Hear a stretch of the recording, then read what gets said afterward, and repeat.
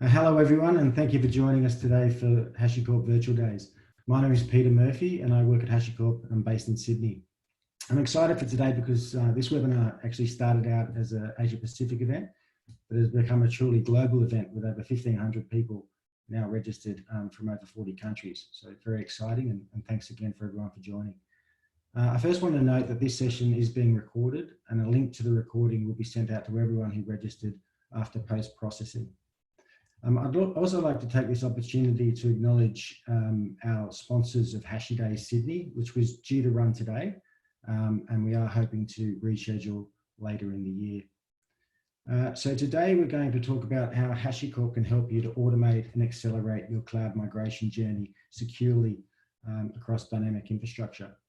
We're going to kick things off with HashiCorp founder and co-CTO Mitchell Hashimoto talking about the remote culture we have here at HashiCorp. Some of us, or a lot of us, are working from home for the first time, and we're still adjusting to this new normal. And HashiCorp has actually been a remote first company since its inception, and Mitchell himself works from home every day.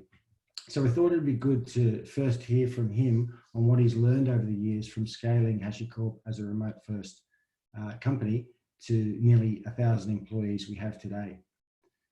And after that, we'll go into some technical talks about our core products. But for now, please help me welcome our opening keynote for the day, HashiCorp founder and co-CTO, Mitchell Hashimoto. So over to you, Mitchell. All right. Hello, everyone. Let me get my screen up here. And perfect. All right. Well, I wish I could be in Australia right now. That sounds a lot better than my home office here, but it's interesting times. And I think because of that, I wanted to share a little bit about how HashiCorp has been sort of a remote first company since the beginning. So I will put a disclaimer that I think a lot of us understand that, the current work from home is not typical remote, but I do think that a lot of this carries over to the way people are working today. And so I kind of wanted to share a bit about that journey and some of the big lessons that we've learned. So this is only 10 to 15 minutes. So I could probably talk about this for well over an hour. I have before. So I'm going to just highlight some of the big stuff that we've learned. So HashiCorp was founded remote first. There wasn't really a transition to remote at any time, although we didn't plan on it being a thing. It was just sort of how I was used to working, since we were coming from an open source culture and working through GitHub and things like that. But it's not always well known that we were founded remote. So when we founded the company, I had just moved to Los Angeles. Armand was still in San Francisco. And the first hires that we had, almost in order here, were New York City, Chicago, Pittsburgh, and then Columbus, Missouri. And so, you could see that in the first 6 employees here, we were already remote, and we didn't really plan that. It just, happened to be that way since we were hiring our contributors for our projects. And I had never worked for a remote company before, so this led to a lot of learning. We had advisors, things like that, and now it's been almost 8 years since then, and we're still remote first today. So going from those first 6 remote employees to today having well over 900, almost 1,000 employees. And while we do have an office in San Francisco, our process and our culture and the way we work is still very much remote first. And out of those 900 employees, in a typical non-COVID environment, over 800 are working from home. So it's very much the majority of the company that works from home. So everything is remote first. And I think, when I first describe to people that I work from home, whether they're in tech or not, I think the expectation is that it's just like working in an office, except that your office happens to be a room in your house or a desk somewhere in your house. And I think that's not the right mentality to go at it with, because there's fundamentally some pretty big differences from working from home. And I like to say that they work for some people and they don't work for others, and that's okay. So the things I want to cover today are sort of what I view as the 2 major categories of remote first cultures and work from home sort of environments. And The first one is the importance of communication, or how we share ideas and socialize with people. This is really, communication is really the culture of the company, because that's all you really have in a remote environment, is the way you communicate. You don't have in-person activities. You don't have after hours, go to a restaurant or go to a bar or anything. So your culture is effectively purely defined by the way you communicate. And then the second one is just personal health, of how you could um, be the healthiest and happiest working from home. Because I think a lot of people, again, just think of it like, oh, I've been successful in an office, so working from home, I'll be just as successful. But if you don't, pay close attention to some things that could catch up with you. So I'll start by talking a bit about communication and how we do that at HashiCorp. Um, so the first sort of teaching that we talk through with everyone joining, being remote first, is the importance of recognizing lost social cues. So there isn't body language or facial expressions or just subtle physical movements to really explain what you mean. In a lot of cases with Slack, for example, you don't even have intonations like you're getting through Zoom right now. So it's very hard to know when someone says something, if it's a joke, or if they're angry, or if they're just having a bad day, and they're not, you can't tell that they're trying really hard, but they're just not having a good day. It's difficult. So the solution is to over communicate. And this is challenging for some people because it sometimes feels inefficient. But you realize really quickly that it's more efficient, because people will really understand what you mean really quickly. There won't be any games being played here. And so, really clearly articulate not just what you're saying, but how you're saying it, the emotion behind it. I think the most important and easiest way to do that is through emoji. A lot of people view emoji often as a toy, or as an entertainment device, but emoji for us and our company, for HashiCorp, is a critical communication tool, because sort of as it's almost in the name, right? It conveys emotion through text. So you could say something and put a happy face next to it, and that means something very different than if you put a sad face or a confused face next to something. It's the way that you recreate facial expressions and body language and things like that. The other way is, and I use a mix of both, is to be very explicit, be very careful with tools, language tools like sarcasm and intonations and things like that. The way I do this, the way I recommend others to do this, is don't be subtle. Just put your emotion straight up in a parens, next to what you're saying. So early on in the company, I've gotten in trouble before by making some jokes and not making it clear they were jokes, and some people didn't realize that, and ended up hurting some people's feelings that way. So now I'm just really careful, overly careful, that I'll always put joke or kidding or laughing or some emotion in a parentheses next to it. And when you get started, like I said, this feels weird. It feels like you shouldn't have to do this. You're not used to it.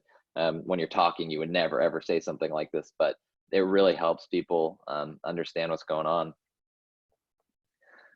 And given that over communication, the other thing that's really important is just having a written culture. So remote is one thing, and the thing that usually comes with working remote is usually flexible schedules or time zone differences and things like that. It doesn't have to be that way. Technically, you could have everyone remote in one city and be on the same time zone, but usually once you start doing remote, you start hiring people in different places, and so there's sort of a high correlation between the two.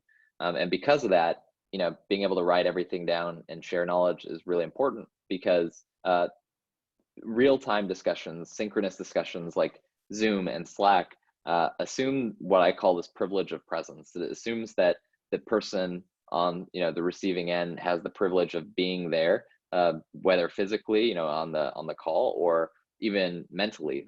Sometimes, I'm an engineer. Sometimes I'm in the zone, engineering, programming, working on something, and I turn off my notifications. And if someone's trying to ping me on Slack and they're having a discussion without me, I might just be focusing my attention somewhere else, and I got left out. And so I always say Slack and Zoom assume this privilege, and so they're great places to have discussions, but you really want to use something asynchronous to have approvals and understand that things like email, or there's other forms too, but we use email, is the most inclusive way to get approval. So there's a lot, we use Slack every day, we use Zoom every day, but really the place where decisions happen, where the final approvals happen for us, is email, because you could send something, give somebody the time they need to pay attention to it, to read it, and to respond. And it's, if you build a whole culture around this happens pretty quickly. So every engineering change that happens in the company, for example, goes through an email approval process. And that could be as quick as less than a day to get through the whole thing. And so, if you create this culture of this expectation, then you could plan for it and work around it. So for example, even with my schedule, which could get pretty busy sometimes, I actually carve out 2 hours a week, one hour in the morning for 2 days, to just read the emails that I should be reviewing, right? It's not to just go through emails specifically to read the things that require approval. And I just set that aside, sit in the morning, and usually use an iPad and read through that. And I could schedule that because that's a planned thing that happens in our company. So for us, we use Google Docs for most of our writing, distributed via email. We use Zoom and Slack all the time, but it's really a lot more for discussion and for sort of cultural aspects, meeting people, things like that. But writing is probably, in my opinion, the #1 skill to be successful at our company. And from what I've heard from others, the #1 skill to be successful at any remote company. You have to be able to write really well. There's this other concept that I sort of hinted at before that I like to call chat literacy. So it's the ability to communicate online. And the test that we actually ask people is, do you understand the difference between these three forms of okay, right? There's okay on its own, okay with a period, single period at the end, and okay with 3 periods at the end, because these all convey completely different meanings. Just even in this context right here, without real context, they mean different things. So what I like to say is, if you don't know the difference between that, it's equivalent to me to hiring someone who can't read your native language or the native language of a company. And it's a little bit harsh, and it's not that bad, because the good news is this is something that's very easy to train and learn. So it doesn't block us from hiring anyone, but it's something that you want to do early, so you could highlight a place that you should focus attention to teach people the difference. And the reason why this matters is because, for the people who know in the chat, and hopefully it's everybody, but if you say okay on its own, it's sort of just okay, it's fine. If you say okay with 1 period, that could mean that okay, you're upset. Okay, it's a very short form of saying okay, like, and it gives off a negative connotation. And then the okay with 3 period signs is hesitation. You're not really sure whether that's a strong confirmation or not. So the reason this matters is if someone uses the second form of okay, which from an English perspective seems totally fine to put a period at the end of that, you might actually scare someone. You might make someone feel like you're upset, and they might stress out about that. And so understanding the way people feel and the way your communication can affect that is really, really important. So we like to teach this, and I like to call it chat literacy. Okay, so the second section, that's sort of like how you work, right? A lot of writing, a lot of chat. A really brief overview of the tools we use and the way we think about things. And I'll be a little more brief on this side, but the second side is personal health and making sure that you could work from home every day, and be happy and be healthy. I think, generally speaking, like I said, I don't have a lot of time to go into a lot of detail here, but generally speaking, one concept is that it's very important to establish some explicit boundaries of work versus not work. And there's a lot of ways to do this. One of the ways to do this is just having a clear space for work. If you have, the privilege of having a space for your office, I always tell people, try not to put your desk in your bedroom. Just mentally, a lot of people go into chill resting mode in their bedroom. They're used to sleeping in there, and it's really hard to switch back and forth between working and seeing your bed all day. Things like that. I think other things that are very important for families is just having a discussion, a really clear discussion, to understand the expectations of each other when you're working and when you're not working, because yeah, it can be very distracting if you feel like you need to help with your family, or they're expecting that potentially when you really should be working, or vice versa. And a lot of the successful folks that I work with that have families have told me that they've had these just very clear discussions where they've set these boundaries.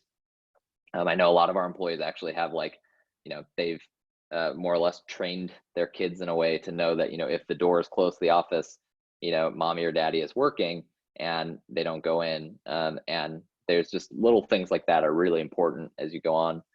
Um, Something I've always done and I've loved, and any new hire we have that I have the opportunity to talk to, I tell them, this is the first thing I tell them actually, is to schedule a start and end time and a lunch in your calendar. Put them as actual explicit blocks before and the end of your day where people can't schedule meetings, because it's really hard. It's crazy hard without social cues of coworkers leaving the office or asking you to go to lunch or something. It's so easy to work really long hours and to miss eating. I think a funny thing is a lot of people say, oh, you work from home, it must be really hard to get work done.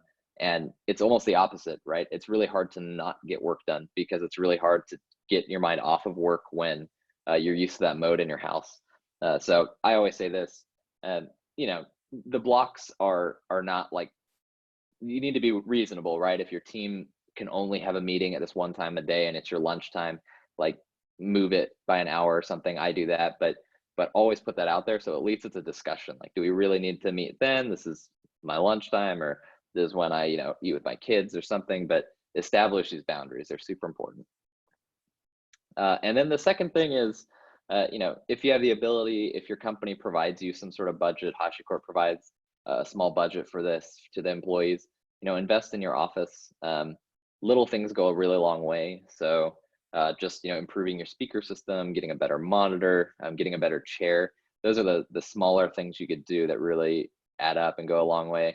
The bigger thing that we do, and I've moved 4 times since founding HashiCorp, and my wife used to make fun of me for this, but like, when I want an office, I always said, this apartment or this house, we can't have it because my office wouldn't have a window. It's like, I need to have a window. And it's just something that if I don't look outside, I learn that I'm just not very productive and I feel a little bit down. So just figure these things out and invest in your office. And all this personal health stuff, it's stuff that doesn't feel like a big deal, but it kind of like adds on you over time. So like I said, when we founded HashiCorp, I had never worked remote before. So the first, and the company I worked for before HashiCorp provided lunch. So actually the first few weeks of working, I was working from my bedroom and I forgot to eat lunch every single day. And the first few weeks was fine. I was really excited, happy to be working, making it happen. But then it hit me like a truck that, suddenly I was just really unmotivated and I felt like I couldn't take care of myself. And that was like pounding on. It was kind of a terrible situation. And these are just sort of the lessons that I learned, both personally through being a remote employee myself, zooming in right now from LA, but also hiring, hundreds of people and managing dozens of people throughout that process, and learning both the individual side of it and the employer, manager side of things, and the way to think about it. So this is a whirlwind tour. There's a lot more detail I'd be happy to go into sometime. Feel free to email me to ask questions, but hopefully that helps some people, and thank you very much. Thanks so much, Mitchell.